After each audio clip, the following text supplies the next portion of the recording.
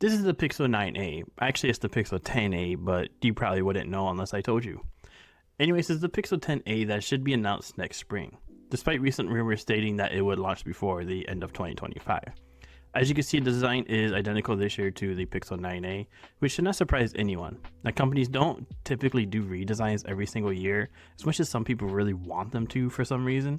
And the Pixel 9a did just get a redesign last year, where Google made the entire device flat on all sides, including the back with that flush camera sensor.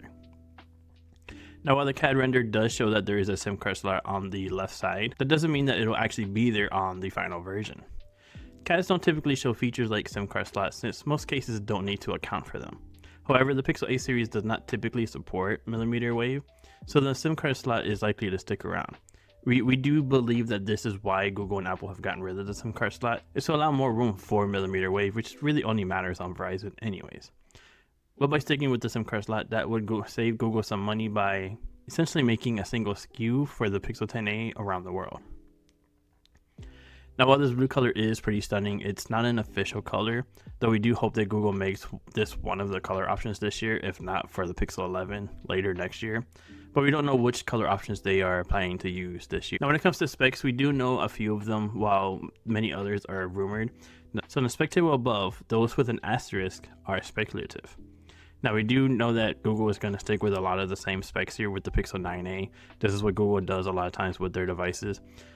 But we also know that dimensions are going to change a little bit. So it's going to be 153 by 9 by 72.9 by 9 millimeters thick. This means that we could get an even larger battery this year, because the 9a already had a 5100 milliamp hour battery, which was in a 8.9 millimeter thick body. It'll also have a 6.2 inch display, though we do believe that this is going to be rounded up to 6.3 inches once again. It'll probably be like 6.26 or 6.27 inches. And internally, it'll have the Tensor G4 and not the G5. This is said to be a boosted version of the G4. We're not quite sure what that means. We're guessing probably a higher clock speed, which would be very welcome, because the Tensor does run pretty slow compared to what Qualcomm and MediaTek have right now.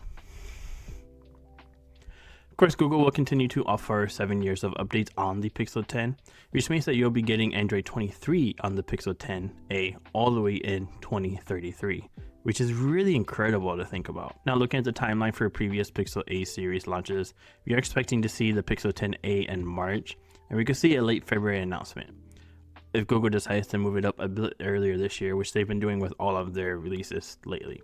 But a March release does seem to be pretty accurate. Now, last year we did see about a month gap between the announcement and it actually being available, and that's because Google ran into a pretty big issue doing quality control of the devices they had manufactured. We believe this is something with the battery, but Google never confirmed this, so we can't say if that is really what it was. But essentially, Google had to redo all of the devices, and that added a few more weeks onto when they would be available. Now, if you like this video, make sure to like, comment, and subscribe.